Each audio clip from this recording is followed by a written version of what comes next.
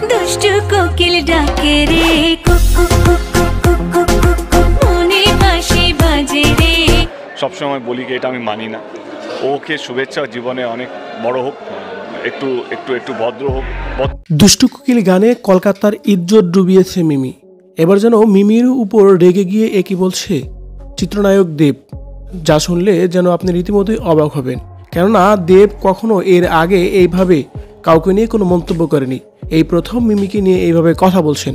কি বলছেন তিনি, জানতে হলে পুরো ভিডিওটি দেখে সঙ্গেই থাকুন। দর্শক, তুফান সিনেমা তো ইতিমধ্যে হিট হয়ে গেছে। সেই তুফান সিনেমার দুষ্টু কোকিল গানটি আরও বেশি হিট হয়েছে।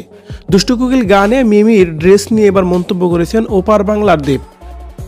কেন তিনি এমন মন্তব্য করলেন, তার কারণ দেবের ভাষ্য, মিমি তো এমন না, মিমি তো অনেক সেলিব্রিটি একজন নায়িকা, তিনি অনেক ভালো ভালো সিনেমা উপহার দিয়েছে, আমার সাথেও তার সুমধুর অনেক ভালো সম্পর্ক, কিন্তু মিমির দুষ্টু কোকিল গানে তার ড্রেস আমার মোটেও পছন্দ হয়নি।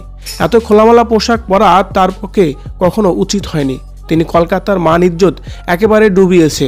এ সময় দেব আরও বলেন, মিমির উচিত সবার কাছেই ক্ষমা চেয়ে নেওয়া। সবাই যদি তাকে ক্ষমা করে তবেই সে ক্ষমা পাবে। তার কারণ মিমির ওই ড্রেসটি যেন সুশীল সমাজে কোনোভাবেই গ্রহণযোগ্য না। এভাবে যেন মিমিকে নিয়ে কথা বলছিলেন ওপার বাংলার দেব। দর্শক, তুফান সিনেমায় দুষ্টু কোকিল গানে মিমির যে ড্রেসটি পরানো হয়েছে, সেই ড্রেসটি নিয়ে দেব যে কথাগুলো বলেছে, তা দেবের কথাগুলোকে আপনি কিভাবে নিচ্ছেন কমেন্ট করে জানিয়ে দিন কমেন্ট বক্সে।